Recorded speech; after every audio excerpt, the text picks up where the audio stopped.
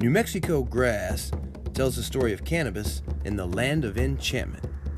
From the Llano Estacado to Shiprock, and from the Sangre de Cristos down the Rio Grande and past Mesilla, the story of New Mexico is alive with culture and wisdom, and cannabis has long been a part of that tale.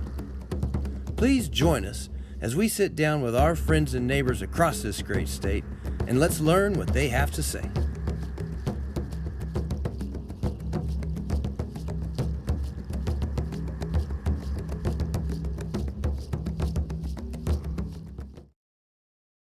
Welcome back to New Mexico Grass, everyone.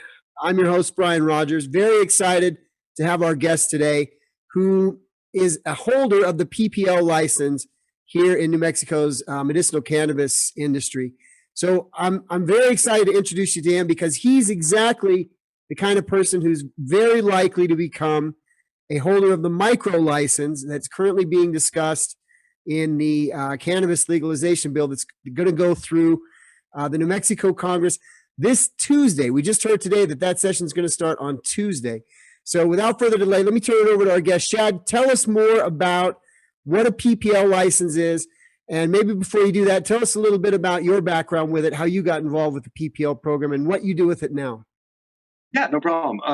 The PPL is the personal production license. For those of y'all that don't know, it means that med patients like me can go ahead and grow our own product instead of, going to the dispensary and spending a lot of money on it. I've been a PPL holder since I got my med card, within the first couple months. As soon as I found out paperwork that, hey, you can grow this, and that it was something I could permissibly do and not get in trouble for. And actually, well, heck yeah, I signed up for that. So, absolutely. Signed up for that right away. I've been growing. Can anyone sign up, or are there special certifications? How does it work? So you have to be a med patient, obviously, to grow medicinal cannabis. You have to be either a homeowner or you have to have the permission of your landlord. And okay. We all know that's probably not going to happen. I'd be nervous even asking, like, hey, are you okay? Because we all know how people feel about, and the stigma that's around cannabis. And so you have to own your own place. And then after that, it's a $30 fee is what it was. And if you're kind of indigent or, you could provide paperwork and they would waive that. It's pretty low cost for, just the application. And in that, you're going to go through and you're going to have to describe what you're going to do in your grow, the grow location, what kind of security you're going to have. That's a big part of it. They don't want it visible to the public, which is totally understand. And I think it's like 300 feet from a school, it's either 100 or 300 feet from school, churches, the normal zoning kind of stuff. Yeah, same kind of thing. How many plants does the PPL allow you to grow at any one time? Currently, it allows you to grow up to 4 flowering plants, and you can have, oh man, I'm going to misquote this, 6. I think it's 12, isn't it? I think it's 12. Yeah, vegetating plants, if I'm not mistaken. Yeah, I know. Yes. With those plant counts, that's a pretty sufficient supply. If you're a good grower, that's a plenty sufficient supply for you. Like, you'll be fine. A lot of people aren't good growers. They don't take it kind of serious. They get excited about it. It is a time investment. It is a money investment. Like, I will not lie to anybody and say that this is cheap or anything. It costs a lot of money to get into the game. Just growing my own cannabis just to use. But, it's much cheaper once you've made the initial investment on your, setup than going to the dispensary and, paying 10 to 15 bucks a gram. Sure. Now, so it sounds like from what you've told me now that the PPL has been a great way for you to learn a lot about producing cannabis. Is that fair? It's been. I can't explain the miles of knowledge I have just from failures. Right. Sure. Like I said, it's hard, and if you try and cheat it and you try and skimp, like, you pay for it and it bites you in the butt. My first grow, I was like, well, I got budget kind of for the light, and then like not much else. Yeah. So I got the light because that's the big part. You need a light.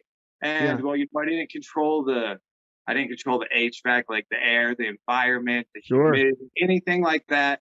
So what, I also did it, I thought I knew about growing cannabis. I thought I understood what I'd read, okay, when I learned that they were going to legally let me learn, or, grow, I went and read everything. There wasn't a whole lot out there, because it's still such a stigma thing that people are afraid to put things out, Yeah.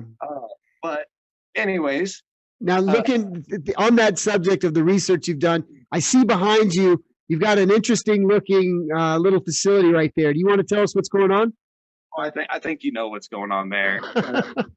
I think anybody who has any experience with any kind of home cultivation knows exactly what that is. That's my grow tent.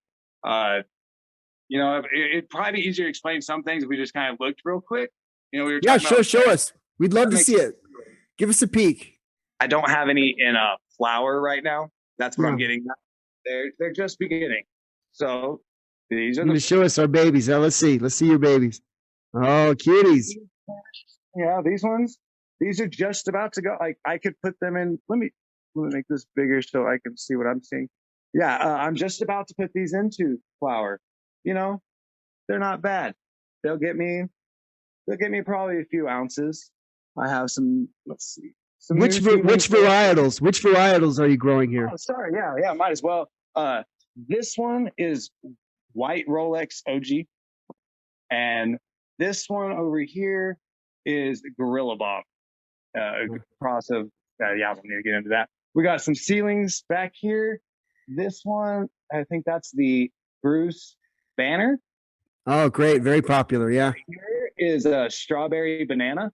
Okay. If you know anything about lineage, this is the granddaddy of things like, sour diesel and stuff like that. You wouldn't learn that if you hadn't spent the last few years looking at, what seeds should I be getting and what's everyone else. There's also a neat thing called cloning, where I don't have to start new seeds every time.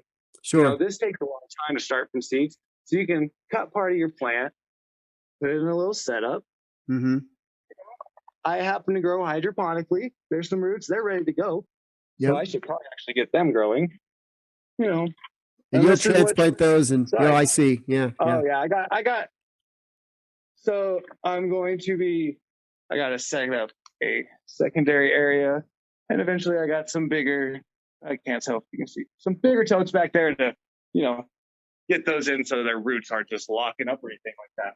Once again, things you learn from failure, from the past crops of. I spent maybe 4 to 6 months growing this, and I got an ounce, and I could have just bought that by the time you paid everything. Sure. So it's been a great experience. I can only imagine all the things you've learned and the lessons and whatnot that you've taken out of that. When you look at the micro license now, the micro business license that's being talked about, at least with respects to HB 12 from Javier Martinez that is going to go through the special session.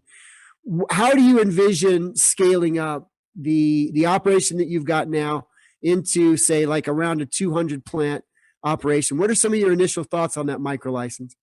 Almost every bill that got introduced this year gave you a chance. Hurdle bill, $50 a plant. It over the 200 plant count, that's going to be 10 grand. That's a lot more. So he's actually demanding a little bit more, but you still could do, what I have here instead of for my own personal consumption, because I can grow these bigger. I don't, because I don't need them any bigger. That's plenty of supply for me and my wife. Yeah. The reason I have so many clones is because clones die a lot of times. Sure. So you take extras, and what you do is you pick your best ones, and then you throw the rest out. They don't matter. You trash them, burn them. Now, on this point, and we've already discussed this before, so I know you know the answer to this, but you're raising a good point, which is the differentiation between a mature or flowering plant and a vegetating plant or a seedling plant. Because as you and I discussed earlier, the legislation originally for the micro license was 99 mature plants, which in their definitions meant flowering. Then they switched it later and they said, okay, we're going to increase it to 200, but they got rid of the mature language, didn't they? And it broke my heart. It broke my heart because it no really one changes the whole. It doesn't really change the nature of the number of plants you could have, right? No, and didn't it, when we talked about it, you hadn't realized it, and I talked with other micro grows. It was a specific change because it went from mature to total plant count. So Right. for someone like me, what I just showed y'all, okay, so that vegetative growth, I take extra clones, right? I take more than that. First of all, until they're rooted, they're not even considered a plant. Yeah. Producers have been selling like that for years for their clones and stuff. They don't have to sell it as a clone. It's because it's just a clipping. It's just a leaf until you go put it in water and work it and make, do your magic. Well, and a lot of people don't appreciate that 50% of cannabis, good cannabis, is the growing, but the other 50% is drying and curing. And it's more important. You can maybe it's more important now. I don't know, but it's a huge. And where we are in New Mexico, we have a lot of dryness. We don't have much humidity, which is a good thing in a lot of cases, but sometimes it hurts us. This is an area where if you're not careful with humidity, you really get knocked out. I want to touch on it though, because with the drying out and everything like that, and we have that risk. One of the scariest parts of cannabis with testing is mold, and New Mexico actually has.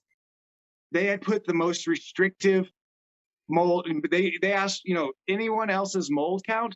New Mexico's testing number is 10 times higher. And we have the most arid climate. We have the least chance. And they take,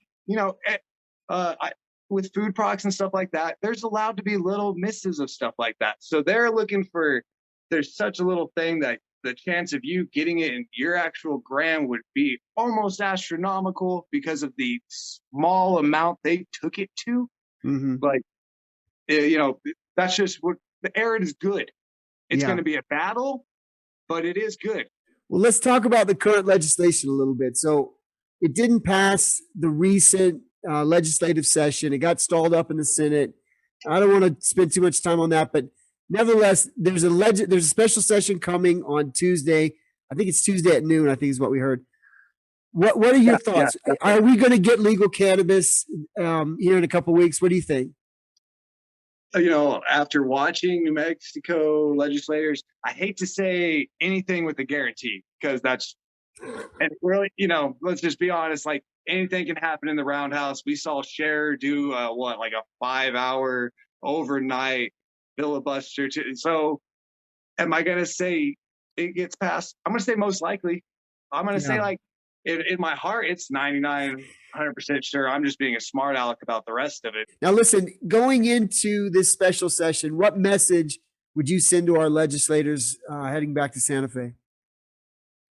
I think y'all really have to think about the difference of, I've talked all about indoor growing because that's my plan.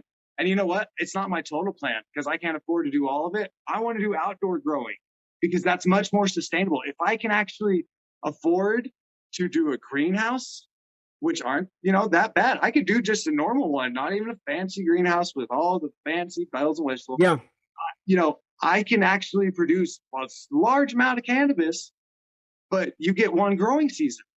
You get the summer. That's it.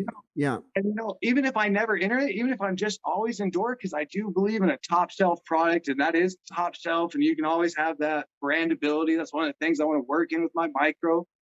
Man, how is it fair that I get to produce? Like I said, I had a perpetual, right? So that means depending on how long I'm running my crop lines, actually it doesn't even matter. Cannabis always takes 2 months to flower, give or take. Some strains take 3. The veg doesn't matter. You can shorten that, whatever. So I can we'll say I have a good 2-month veg time and I got 2 months flower and I'm running perpetual. I get 5 crop rotations. 5. Yeah. I don't grow as big as the outdoor, right? I can grow close. I told you I can already get to a pound. Outdoors. Yeah, but if you're gonna do that summer grow season though, you have to start in the beginning of May. I was just about to get to that. If you're going to, even if you're doing, the last thing they were saying was like sales wouldn't begin until next April. Okay, that's great. Take your time to do some things. That's fine. Work out some kinks. But if you are going to do this and you are pushing sustainability, you should be pushing outdoor grows. You should be helping them with that. You should be going, whatever you can do to just encourage somebody for that. That's great, whatever. But you don't keep them out of the industry, because that means all the product that's first on the shelf in April, none of it was grown outside unless you have already invested some crazy light deprivation greenhouses. And that's where you do get expensive. And once again, you're kicking out anybody in the market. So like I said, I don't grow outside. I'm in a tent. And when I go and hopefully partner up, we're growing inside first, because that's what we know and that's what we've done. I don't want that. That's just not fair to the industry. You need to give them at least, you got to give them May. May 1st is the absolute latest you can get seeds in the ground, to give them long enough to vegetatively grow and support the weight of outside. And you got to do something where, if you're only going to be committed, you know, if you're not going to do one of those fancy greenhouses, right? You're going to just do maybe a normal greenhouse that only gets you the one season, or just straight outside that gets you one season. You got to make that up to them. That 5 times what you're producing is not fair to any of them.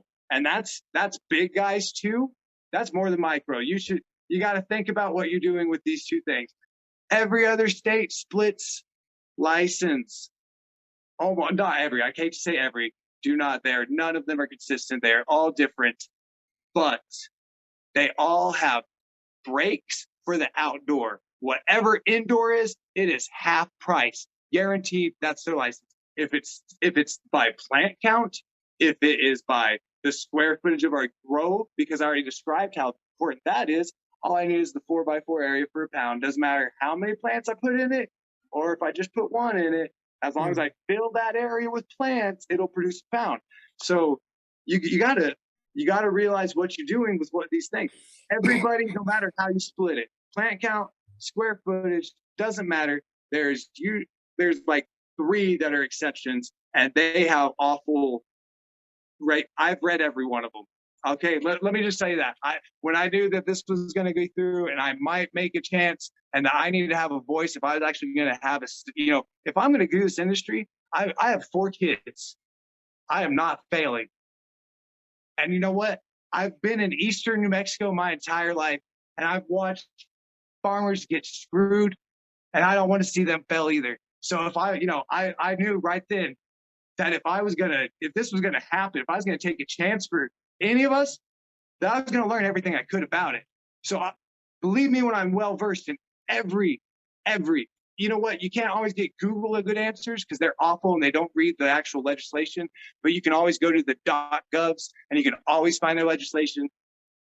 And I can tell you who has good programs and has good ideas. And I can tell you none of them are perfect. But I can tell you that you can take a look what's there, and there are good setups to go to. You are not figuring out a new industry. There are like 15 states that have done this. They all have it in place.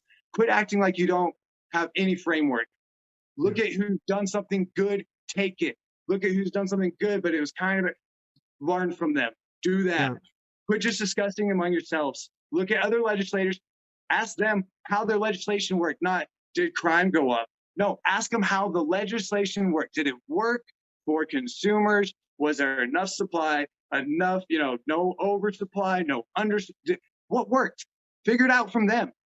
Tell the people that can tell you, or at least look at the numbers, look at the information, talk to the people that grow this stuff, and talk to the people that know about it.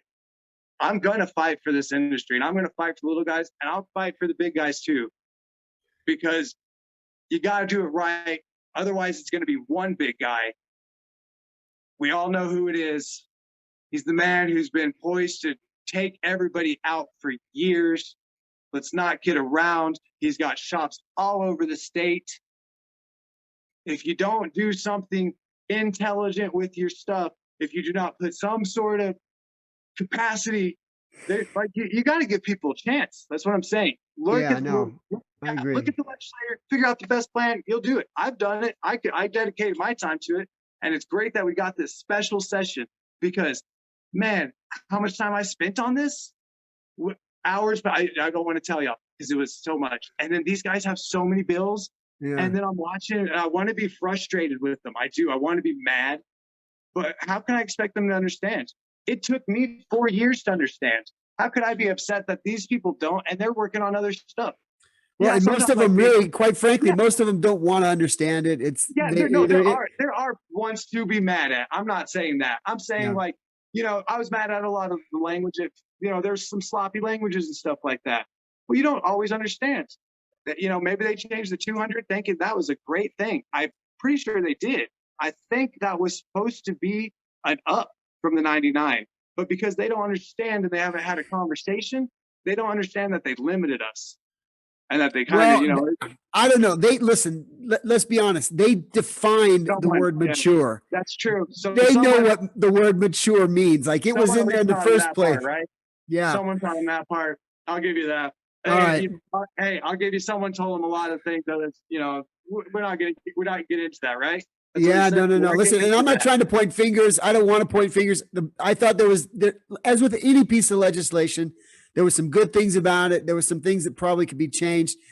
But listen, I appreciate your time here today. It's been great having Yeah. this conversation with Man. you. Let me ask Yeah. you real quick. You mentioned the micro growing organization that you're a part of now. Where can people find that if they want to look you up online? Okay, we do have a website. It's microgrowNM.org. And then we also have a Twitter, same handle, follow the hashtag too. I don't think we've done an Instagram yet because that's not very helpful when we're trying to say a message. You can always put pictures out, Yeah. but you can reach us any of those ways. Our email is on the page. You can read our message. We have a short memo, 1 page long, doesn't take long at all. Quick, it's on our Twitter. Or either you don't have to go, you know, crazy in depth on this, and you can get what we think it takes for a micro to actually succeed. And then if you want to get into all the passionate stuff that I've been talking about, and then probably a little more, you can read our manifesto, so to speak, of what we envision for a New Mexican cannabis industry that actually benefits, you know, New Mexico, the people of it. So we'd love for you just to shout us out, hashtag Twitter, harass your senator a little bit. That's how this all started. Is I started harassing mine on Twitter, and then, you know, a few of us kind of figured out we might get screwed, so we better start speaking together. So, you know, join in with us. We're all louder when we, you know, Listen, shout out to them guys. we here at New Mexico Grass agree with the sentiment. We agree with the energy. We think that the PPL path into the micro business license makes a lot of sense. So it's been super interesting talking with you here tonight, learning more about your experience and some of the ins and outs of everything. Thanks so much, Shad DeFoor, and we look forward to speaking with you again in the future when we have this legalization behind us. Yeah, man. Maybe we could even get like a mid-session update. We'll see. We'll chat it up and let everyone know how they're doing. If they don't care about my opinion, but I'll throw myself out there for it. Appreciate your time. Thank you. Excellent. Thanks very much, man. We'll take care. Take it easy.